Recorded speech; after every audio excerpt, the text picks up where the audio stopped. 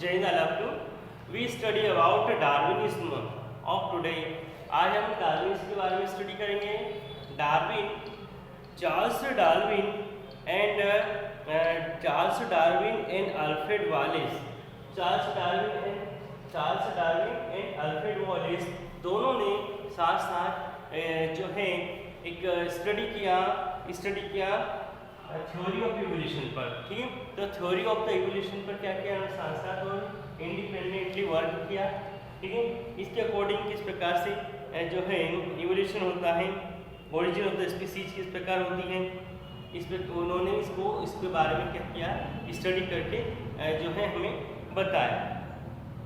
जो Charles Darwin थे, जो डार्विन हैं, उन्होंने अपनी एक लंबी समुद्री यात्रा के दौरान, लगभग 5 वर्ष की जो यात्रा थी, उसके दौरान बहुत सारे डिफरेंट टाइप की स्पीसीज, एनिमल स्पीसीज और ऑर्गेनिज्म एनिमल की डिफरेंट टाइप की एनिमल स्पीसीज के बारे में स्टडी किया और उनके इवोल्यूशन के बारे में स्टडी किया। ठीक है, साथ ही साथ बहुत सारे जो वेरिएशन को देखा और वेरिएशन से काफ़ी वो प्रभावित हुए। ठीक है, साथ ही साथ उन्होंने जो अपनी समुद्री यात्रा के दौरान बहुत सारे स्पेसिमेन कलेक्ट किए और स्पेसिमेन कलेक्ट करके जो वेरिएशन था, मतलब कि बहुत सारी विभिन्न जातियों के बारे में स्टडी किया और उसको जो है उसका कुछ निष्कर्ष निकाला।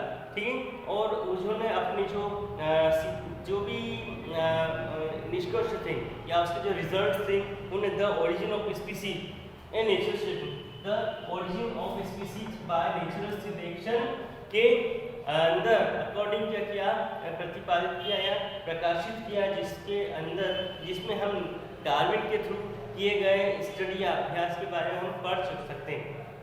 ये तो डार्विन की जो मेन थ्योरी थी उसे कहेंगे नेचुरल सिलेक्शन थ्योरी। ठीक है, तो natural selection theory of the Darwin इस प्रकार होते हैं। Natural selection of the Darwin जो है, natural selection of the Darwin के अकॉर्डिंग जो है, फर्स्ट इसका पॉइंट है over production of offspring and enormous fertility. मतलब over production of the Darwin, जो जीव होते हैं, जीव जंतु या जो ऑर्गेन्स होते हैं, उनमें नए ऑफस्प्रिंग्स को प्रोड्यूस करने की अपार क्षमता पाई जाती है। ठीक है, और एनॉर्मस फर्टिलिटी, जो प्रजनन की क्षमता बहुत ज़्यादा होती है और बहुत ज़्यादा ऑफस्प्रिंग्स को क्या करते हैं, वो जन्म देते हैं। ठीक है, जैसे फॉर एग्जांपल जो मॉस्किटोज होते हैं, मॉस्किटोज एक ही जो है 1 डे में अबाउट 100 जो है एग्स जो है ले करते हैं। इसी प्रकार से यहाँ ये हम देखें तो जो रैबिट 1 टाइम में 1 रैबिट जो होता है, फीमेल रैबिट 6 ऑफस्प्रिंग्स को क्या करता है, बर्थ जन्म देता है और 6 मंथ की एज में ही क्या होता है, जो रैबिट होते हैं वो रिप्रोडक्शन के लायक बन जाते हैं और नए ऑफस्प्रिंग्स को रिप्रोड्यूस करते रहते हैं। इसी प्रकार बहुत सारे जो नए ऑफस्प्रिंग क्या होते हैं, जन्म लेते हैं और यदि इस प्रकार से बहुत सारे ऑफस्प्रिंग्स जितने बच्चे जन्म लेते हैं उतनी अगर से अर्थ पर हो तो पूरी अर्थ जो होती है बहुत ही कम टाइम में जीवों से क्या हो जाएगी, भर जाएगी। इसी प्रकार से जो सीड्स होते हैं वो बहुत सारे होते हैं। यदि सभी सीड्स के थ्रू फल नए पौधे उग जाते हैं तो पूरी अर्थ की क्या होगी, जो है पौधों से भर जाएगी। लेकिन यहाँ पर क्या है, नेचुरल सिलेक्शन है। नेचुरल सिलेक्शन के अकॉर्डिंग क्या होता है, जो अर्थ होता है, जो नेचर है, ये नेचर जो होती है ऐसे क्या कहेंगे, स्वस्थ ऑफस्प्रिंग्स या बच्चों का क्या करती है, सिलेक्शन करती है जिसके जो कि क्या करते हैं, नेचर के प्रतिकूल प्रभाव को सहन करने के लायक होते हैं।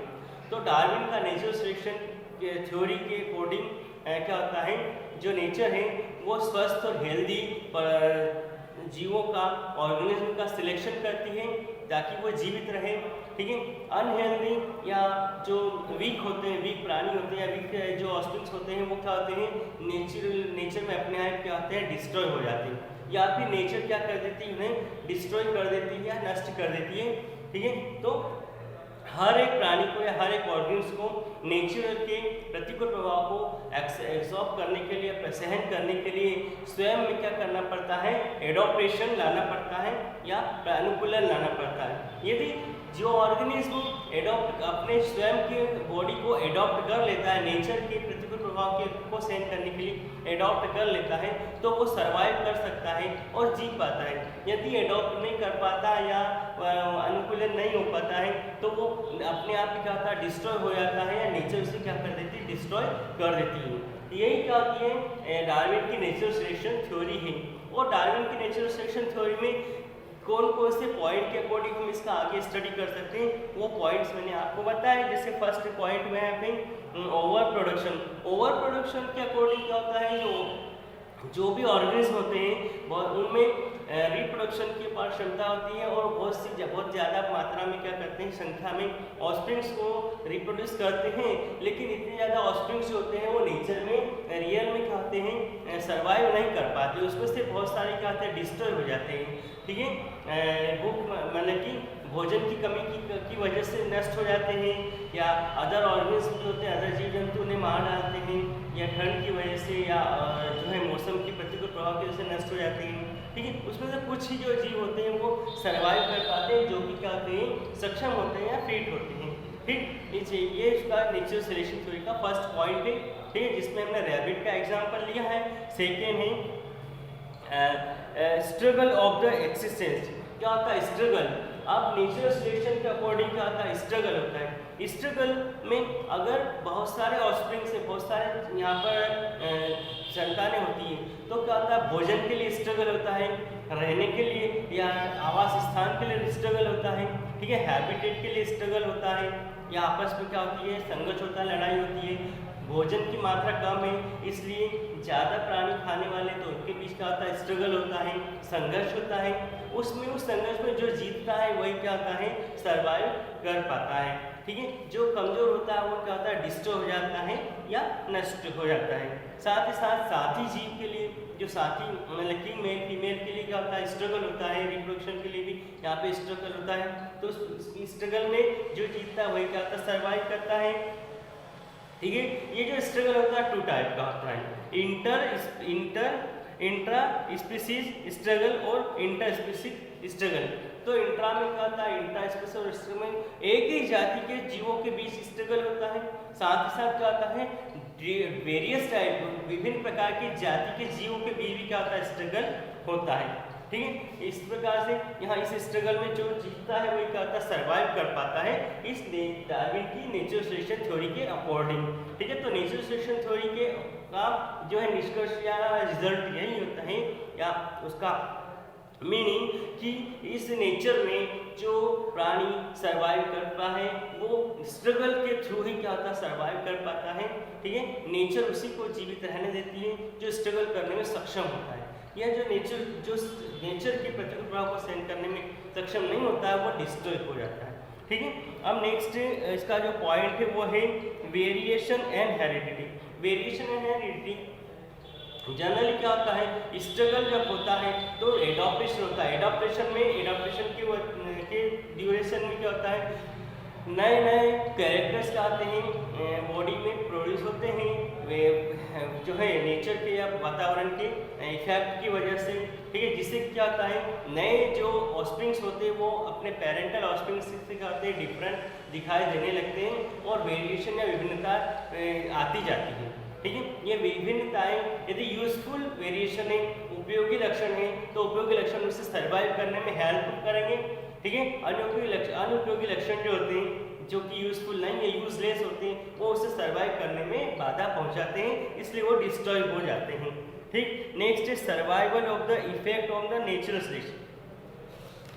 नेचुरल सिलेक्शन के बाद लास्ट एक पॉइंट है inheritance useful variation. Inheritance useful variation, जो कैरेक्टर यूजफुल होते हैं, ठीक है, उनका क्या होता है, नेक्स्ट जनरेशन में ट्रांसफर होता है और वो उतने ही ज़्यादा क्या होते जाते हैं, मतलब कि विकसित होते जाते हैं वो कैरेक्टर। ठीक है। तो यूजफुल कैरेक्टर नेक्स्ट जनरेशन में जाकर और ज़्यादा निखरते जाते हैं और नई स्पीसीज का क्या होता है, फॉर्मेशन होता है। तो लास्ट में लिखा है origin of the new species. Origin of the new species के अकॉर्डिंग क्या होता है, यदि वेरिएशन लगातार होता जाता है, न्यू कैरेक्टर लगातार बनते जाते हैं, तो एक स्टेज ऐसी आती है कि वो जो नया बना हुआ प्राणी होता है अपनी ही स्पीसीज के जो दूसरे प्राणी उनसे बिल्कुल हटकर नया दिखाई देने लगता है, उसे एक नई स्पीसीज के बारे में के रूप में मान लिया जाता है। तो कंटिन्यू वेरिएशन की वजह से नई स्पीसीज बनती है और नई स्पीसीज नेचर के प्रतिकूल प्रभाव को सहन करने में सक्षम होती है, ठीक है। इस प्रकार ये नेचुरल सिलेक्शन थ्योरी को हमने समझा, ठीक है। डार्विन की नेचुरल सिलेक्शन थ्योरी है।